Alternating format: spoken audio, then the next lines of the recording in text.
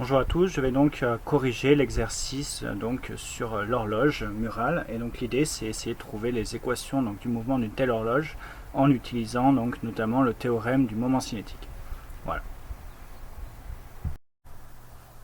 Donc cette horloge c'est une horloge de grand-mère. Typiquement on va avoir ici on dit qu'on a un axe Y, là on a notre axe des X et puis donc on a cette horloge qui consiste en une tige. Donc en une tige pesante de masse petit m, donc c'est une tige pleine, et puis au bout duquel on a donc, comme ça, un disque de masse 2m et surtout de rayon A. Donc ça c'est 2m, ça c'est m, et donc le point ici de localisation c'est quoi? C'est 4 fois A. Et enfin, le bout, c'est-à-dire la longueur totale de la tige, c'est 6 fois A. Voilà, donc ça c'est un petit peu le dessin qu'il y a sur l'interrogation. Et donc l'idée c'est de trouver quelle est la période des petites oscillations et comment le relier aux différents paramètres du système, en l'occurrence le relier aux paramètres petit a. Donc pour ça il y a une série de questions. Et la première, c'est tout simplement quelle est la position du centre de masse d'une de ces tiges. Donc on va utiliser la méthode habituelle. Donc le centre de masse qu'on va définir par rapport au point O. Donc ce centre de masse, on va l'appeler G. Et on cherche quel est ce point G. Donc ça va être, je ne sais pas, quelque part ici. On sait que la masse totale, donc la masse totale ici, ça va être M plus 2m, donc la masse totale, fois OG, est égale à la somme des masses fois l'emplacement de chaque masse. C'est-à-dire, donc ici on a la tige, donc M, la tige elle pèse M, son centre de masse à elle, on sait que c'est la moitié, donc si on définit un système de coordonnées polaires, par exemple, on regarde le long de cette direction, on sait que la position du centre de masse de uniquement la tige, ça va être le milieu. Elle est longue de 6A, donc du coup le milieu, ça sera en 3A. Et on est dans la direction des euros, ça c'est pour M. Et puis on a la deuxième masse qui est ce disque, donc ça va être 2M multiplié par sa position, et sa position c'est 4A. Donc c'est 4 A et toujours dans la direction des euros. Donc si on somme tout ça, on a quoi? On en a 3 ici et on en a 8 ici, donc ça fait 11. Donc à la fin, on a 11 M fois A fois euro, qui est égal à M plus 2M, c'est-à-dire 3M. Donc OG, et là on divise directement par 3M, on voit que ça ne dépend plus de la masse, et on a 11 tiers de A fois euro. Donc, on va l'écrire ici, OG égale 11 tiers de A fois euro, c'est-à-dire que cette distance-là, c'est 11 tiers euro. C'est-à-dire que c'est légèrement en dessus par rapport à ce 4A. 4A, c'est 12 tiers, donc c'est un petit peu moins, donc ça correspondrait à ici un point G qui est là. Voilà. Bon, je l'ai mis là, mais ça ne change absolument rien au problème. Voilà, donc ça c'était la question finalement numéro 1. Quelle est la position du centre de gravité? Deuxième question, montrer que le moment d'inertie du pendule par rapport à O vaut I par rapport à O qui est égal à 45 fois M fois A carré. Et donc pour ça, il vous rappelle quand même un certain nombre de données, et notamment il vous donne que le moment d'inertie,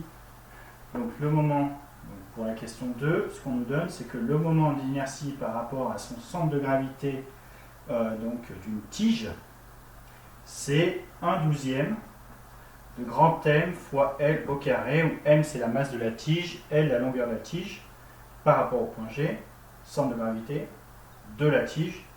Et puis il nous donne aussi celui du disque, IG, je vais l'appeler prime parce que ici en fait on parle de disque, qui est égal à, et donc là il nous donne que c'est 1/2 de grand M R au carré.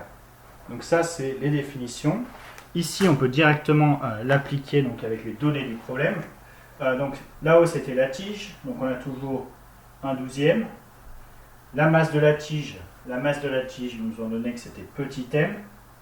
Et la longueur de la tige, ils nous ont donné, c'est 6A. Donc ça va être 6A au carré. 6 au carré, ça fait 36. Donc là, on est sur du 36 A carré divisé par 12. Donc ça, c'est 3MA au carré. Donc ça, c'est pour la tige. Moment d'inertie avec les données du problème de la tige, mais par rapport à son centre de masse. Et donc si on fait la même chose par rapport à son centre de masse pour le disque, on a donc toujours un demi, ça ne change pas. La masse du disque, elle, c'est de 2m. Et enfin, donc le rayon du disque, lui, c'est A. Donc là, ça n'a pas changé, c'est A carré. Donc 2m fois 2, donc là, c'est juste du m fois A carré. Voilà. Donc appliqué aux données du problème, en gros, on a ça. Donc moment d'inertie par rapport au centre de gravité, donc une tige, et par rapport à son centre de gravité pour le disque. 3m à carré et m à carré. Alors nous, ce qu'on veut, c'est pas par rapport au centre de gravité de chacun des objets individuels, mais c'est par rapport au point O qui est là-haut, qui est du coup délocalisé par rapport à chacun des centres de gravité. Donc pour ça, on va utiliser le théorème de Huygens, qui justement nous donne directement accès à ce moment d'inertie, donc par rapport à un axe qui est parallèle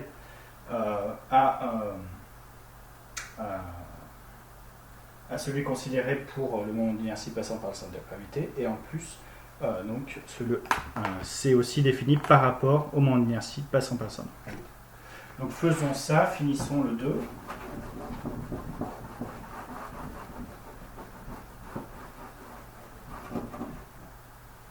Donc, théorème de Huygens, il nous dit quoi? Il nous dit que le moment d'inertie, du coup, ça sera par rapport à O de l'ensemble de l'objet. Ça va être donc un moment d'inertie par rapport à G plus la masse. Alors là, on va le faire en deux étapes. On va avoir deux objets. On va avoir un premier objet qui va être la tige. Et puis, on va rajouter plus un moment d'inertie relié donc au disque. On n'est pas obligé de le faire comme ça, on aurait pu faire tout d'un coup, mais bon, c'est plus facile de dire que le moment, c'est juste la somme des objets. Donc, IG plus la masse de la tige fois la distance entre, du coup, le centre de gravité et puis le point O. Donc, je vais l'appeler GO au carré. Et puis, donc, ici, donc IG, et ici, je l'ai appelé prime. Plus donc la masse du disque ici qui est de 2m fois la distance entre, du coup c'est ici c'est G' et O au carré, où grand G et grand G' tels que je les ai écrits ici, ça correspond au centre de gravité de la tige, et G' le centre de gravité donc du disque.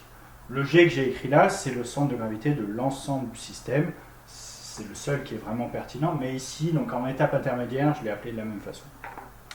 Donc finissons ça.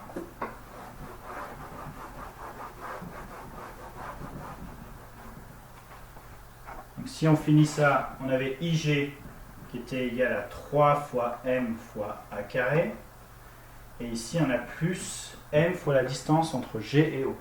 Alors, G, c'est le centre de gravité de la tige. Du coup, la tige, elle a une longueur 6A, la moitié qui est le centre de gravité c'est 3A, donc ça veut dire que la distance entre G et O c'est 3A. Donc là ça va être plus M fois 3A au carré, plus IG', donc il me semble qu'on avait M à carré, plus 2M fois la distance entre G' et O, et donc là le centre de gravité du disque, G' c'est localisé en 4A, donc là on a du 4A mais au carré. Et donc si on écrit ça, donc là on en a 3, plus ici on va en avoir 9, plus 1, plus 2 fois 16. 2 fois 16, quoi? M A au carré. 3 plus 9, 12, 13, 13 plus 32, 45. Et donc c'est exactement ce qu'on nous demandait, 45 ma carré, c'est-à-dire que le moment d'inertie de l'ensemble de l'objet par rapport à un axe O, qui est celui-là, là, est donc de 45 fois ma carré. Et donc ça, c'était la question numéro 2. C'était exactement ça qu'il nous demandait de démontrer. Voilà. Donc là, on a répondu à la question numéro 2. On va passer à la question numéro 3. Donc on va l'écrire puisqu'on va en avoir besoin. On a besoin que IO soit égal à 45 fois M fois A au carré. Donc ça, c'est l'exo numéro 2 de l'interro de 2015.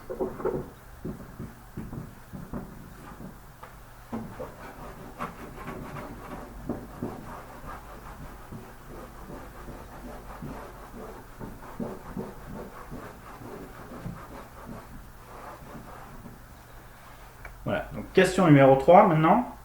Question numéro 3, c'est quelle est donc l'énergie potentielle, donc du coup qui est une énergie potentielle de pesanteur du pendule en prenant donc l'origine de cette énergie potentielle comme étant x égale 0.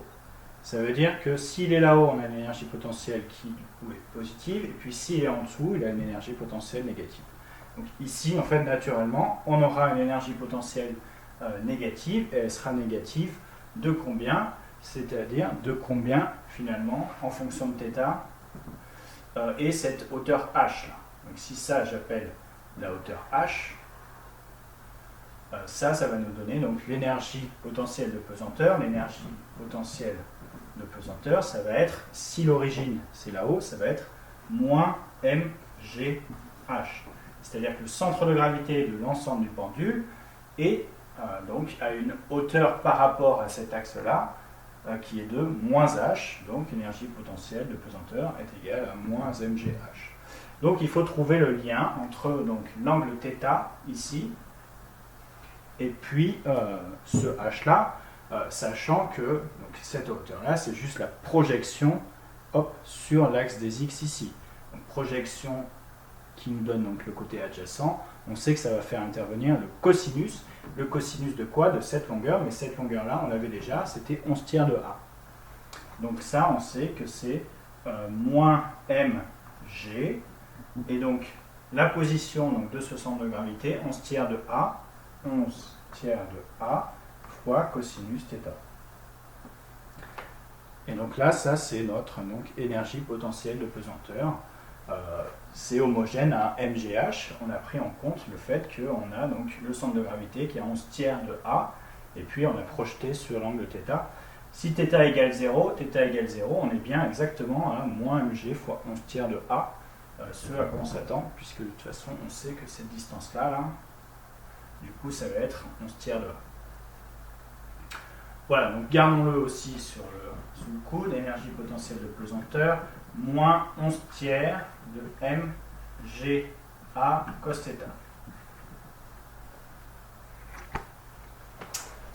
Continuons et répondons à la question numéro 4. Question numéro 4, qui est écrire maintenant l'énergie cinétique du pendule en fonction de I0 et de la vitesse angulaire.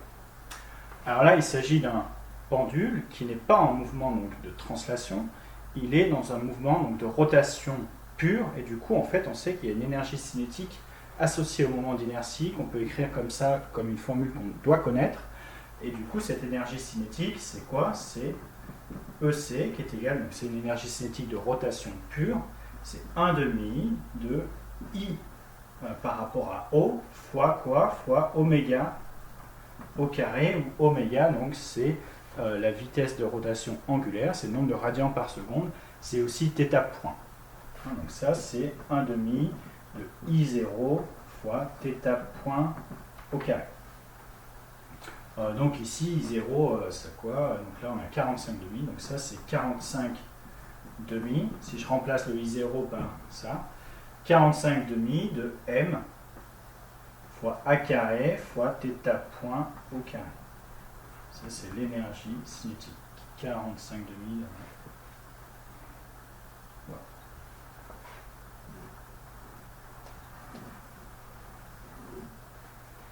Donc ça c'était en fonction de la vitesse angulaire, donc on aurait pu s'arrêter ici, non c'est bon. Et donc maintenant question numéro 5, à l'aide de la conservation donc, de l'énergie mécanique totale, montrer que l'équation du mouvement peut s'écrire comme ce qui est écrit en dessous, une équation différentielle du second ordre qui est non linéaire. Donc vérifiez ça. Mais d'abord, qu'est-ce que ça veut dire donc, la conservation donc, de l'énergie mécanique totale.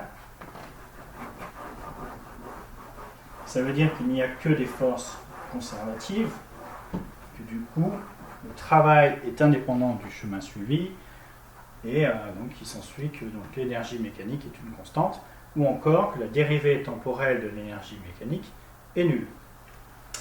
Mais pour ça, donc, on en est à la question 5, il me semble. Question 5, voilà. Donc, écrivons l'énergie mécanique, qui du coup est la somme de l'énergie cinétique, ce que j'avais juste en dessous, donc c'était 45 demi de m a carré fois θ à carré, énergie cinétique, plus l'énergie potentielle, donc moins 11 tiers de m g a fois cosinus θ. Voilà. Donc là on a à la fois θ point qui dépend du temps, mais on a aussi θ qui dépend du temps, tout le reste sont des constantes. Mais comme l'énergie mécanique est conservée, il va y avoir un lien entre les deux, et c'est l'objectif finalement de tout ça. Donc conservation de l'énergie mécanique, ça c'est une constante, donc ça veut dire aussi que la dérivée temporelle de ça est nulle. Donc, faisons cette dérivée temporelle, et voyons si on tombe sur l'équation différentielle qu'il nous propose. Donc si on fait la dérivée de ça, donc ça c'est une constante, et on doit dériver θ point au carré, sachant que θ point dépend du temps. Donc ça va être la même constante, 45 demi de m a carré. Et si on dérive ça par rapport au temps, ça on sait que ça nous donne 2 fois θ point fois θ point point. N'oublie pas le θ point point ici. Donc ensuite il nous reste quoi? Il nous reste donc 11 tiers de mga, donc ça ne change pas, moins 11 tiers de mga, ça c'est une constante. Et ensuite on dérive cosinus θ, sachant que θ dépend du temps. D'accord? On n'est pas en train de dériver par rapport à θ, on dérive par rapport à θ qui dépend du temps. Du coup, ça va donner moins sinus θ, mais fois θ point. Donc, moins sinus θ, je vais le transformer ici en plus, fois sinus θ, et surtout fois θ point. Et ça, c'est censé être égal à 0. Donc, si c'est égal à 0, les θ points, on n'en a pas vraiment besoin. Et on peut réécrire ça sous la forme, notamment qu'il nous proposait, c'est-à-dire que θ point. Donc là, le 2 aussi, il s'en va. Le 2, il s'en va. Le m aussi. Et donc, on obtient quoi? On obtient θ.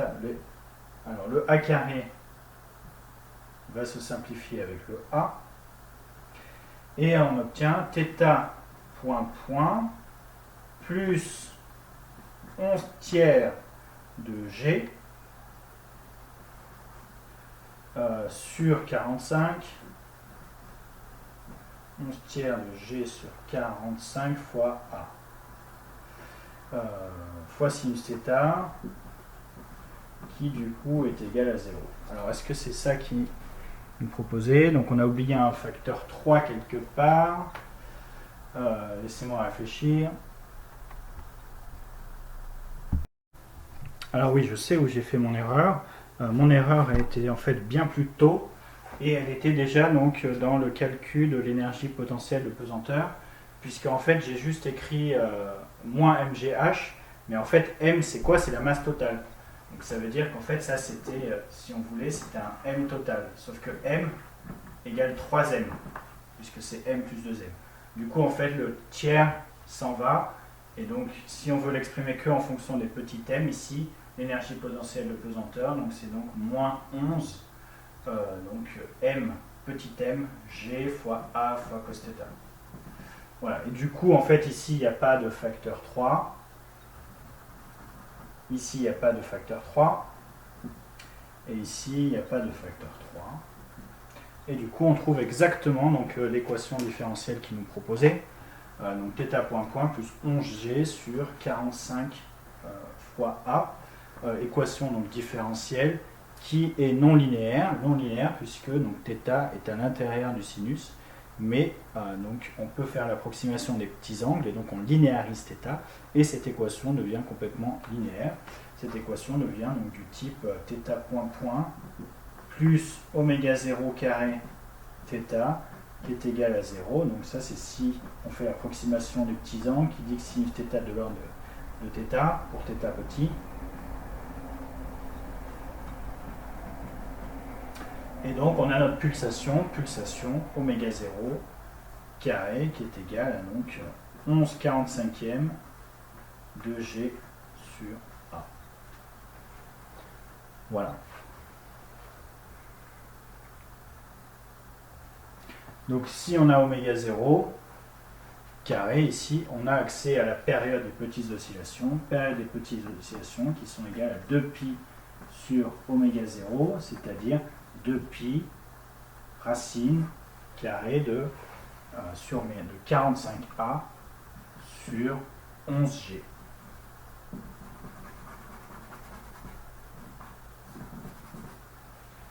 Et donc si on veut faire une horloge murale, donc là c'est sur 11G, si on veut faire une horloge murale, il faut trouver un A de telle manière à ce que T soit égal à 1 seconde. 1 seconde c'est un aller-retour, ou alors 2 secondes, et donc dans ce cas-là, ça sera une horloge qui fait tic-tac, tic-tac, tic-tac. À chaque fois que ça va dans un sens ou dans l'autre, ça rajoute 1 seconde. Donc ça correspondrait à une période de 2 secondes. Il suffit juste de trouver, de renverser ça et de trouver quel devrait être le A associé pour avoir une horloge qui donne l'heure en secondes. Voilà. Donc ça c'était pour le premier exercice.